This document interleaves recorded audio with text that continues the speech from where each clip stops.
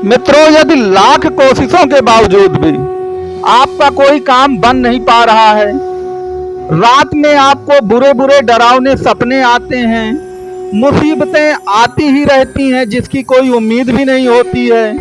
और आपको अगर अचानक धन का कोई बड़ा नुकसान लग जाता है, बिना कारण के तनाव, डर, निराशा आपके मन में भरी रहती है, बार बार बीमारियां होती रहती हैं, डरावने सपने आते हैं, किसी अदृश्य शक्ति की अनुभूति होती है, प्रत्येक काम में बाधा होती है, तो मान लीजिए कि आपके ऊपर किसी न किसी एक प्रकार से तंत्र मंत्र, वशीकरण, काला जादू का असर हो सकता है।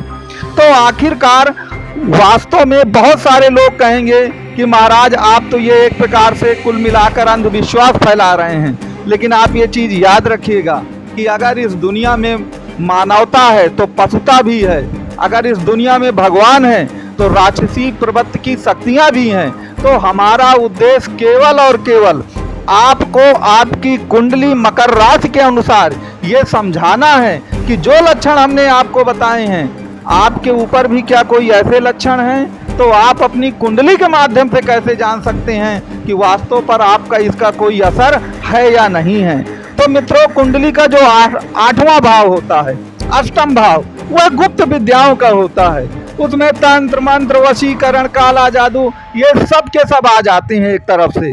तो आप अपनी कुंडली के आठवें भाव को देखिए और ये कमेंट बॉक्स में लिख कर बताइए कि जो मैंने आपको शुरू में बताया है कि डरावने सपने आना, कोई काम ना बनना, बार बार मन में डर और भय बना रहना, काम बिगड़ जाना, क्या आपके साथ ऐसा होता है? अगर ऐसा होता है तो आप अपनी कुंडली का अष्टम भाव देखिए। अब अष्टम भाव में देखना क्या है, तो याद रखिएगा कि ये अदृश्य शक्तियाँ जो होती हैं, जो आपको परेशान करती रहती हैं, इनके लिए 4 ही ग्रह जिम्मेदार हैं, शनि, राहु, केतु और चंद्रमा।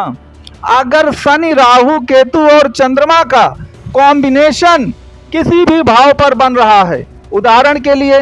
कि शनि और राहु अगर एक दूसरे पर दृष्टि डाल रहे हैं या एक दूसरे के साथ ही बैठे हैं आपकी कुंडली के किसी भी भाव में, तो मान लीजिए कि फिर आप नज़र दोष से पीड़ित हो जाएंगे और जो अदृश्य शक्तियां हैं वो आप पर जल्दी हावी हो जाएंगी। अब आप अपने कमेंट बॉक्स में या यूट्यूब में या मेरे व्हाट्सएप नंबर पर लिखकर ज़रूर बताइए